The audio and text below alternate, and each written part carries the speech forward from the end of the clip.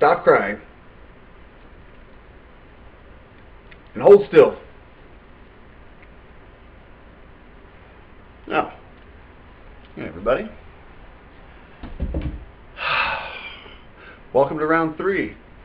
Alright, so, happy St. Patrick's Day. And I would like to go ahead and take this opportunity to talk about something a little less controversial than my last video episodes. Let's talk about sex. Now, St. Patrick was known for driving the snakes out of Ireland, and I think it's appropriate to start our campaign on driving the snakes out of our American diction. I think the diction has a lot to do with what we wind up doing as individuals. So, one of the things that's been on my mind is the lack of a good, accurate word that sums up casual sex. Because, I don't know about, everyone else, but we just, sex is such an awkward topic, and there's so many rules, and but people have been fucking since the beginning of time, and we all just kind of all want to bang each other. I think, relatively speaking, and you gotta keep it in check. But so many taboos we fall into, inadvertently, because there's such rigid rules and verbiage around it. It's either fucking or it's love. What's in the middle? I don't fuck.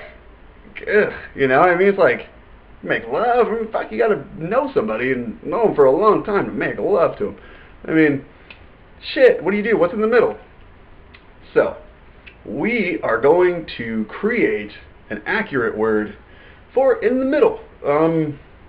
Think of it like I like to play tennis.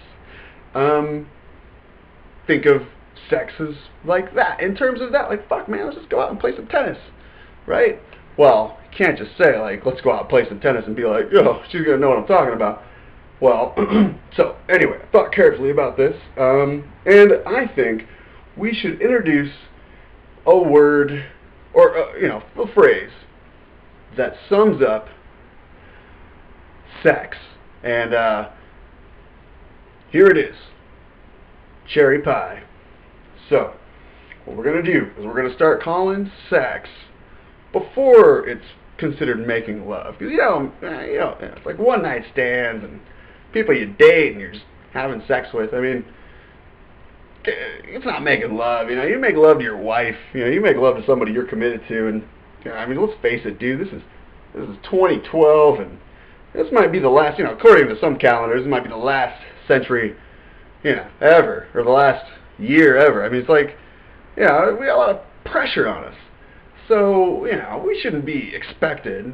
A lot of bullshit going on here. We got, fucking conservatives and all these Bible beaters running everything. So, excuse that very harsh criticism, but let's just say that our Puritan influence does not allow kind descriptions for casual sex. Yet it always happens, and it's always happened. So, we're going to call it cherry pie. So, can you imagine, instead of like, hey, you want to go back to my place, which is, that's kind of like, well, I'm not even telling you we're going to have sex, or I expect you to have sex, though it's implied. I'm saying come back to my place, and you think of my place, and it could have chains and hooks, and I could be a rapist. You don't know. Fuck. And I get that. Girls, they're very perceptive. Oh, he's saying that. I don't know what he means, but you never know. So that's why we should call it cherry pie. Like, let's go back to my place for some cherry pie. Like, yeah. You can't help but feel warm. Who doesn't like cherry pie? And it's warm.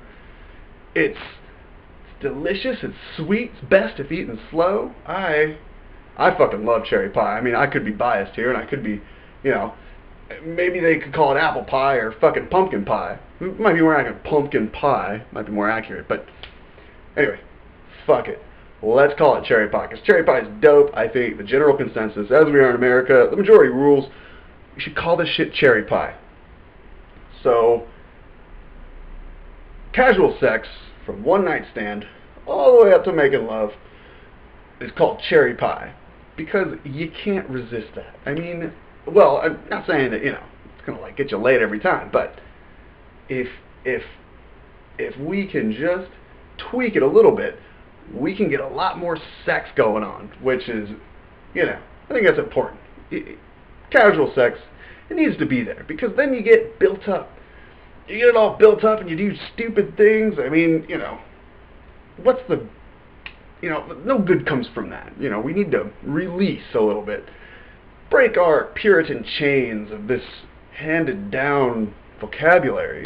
So, anyway, it's been a fantastic round 3. Thank you, ladies and gentlemen. I apologize if I've offended any of you or most of you. Till next time, and can't see. Where's the stop? Okay. Later.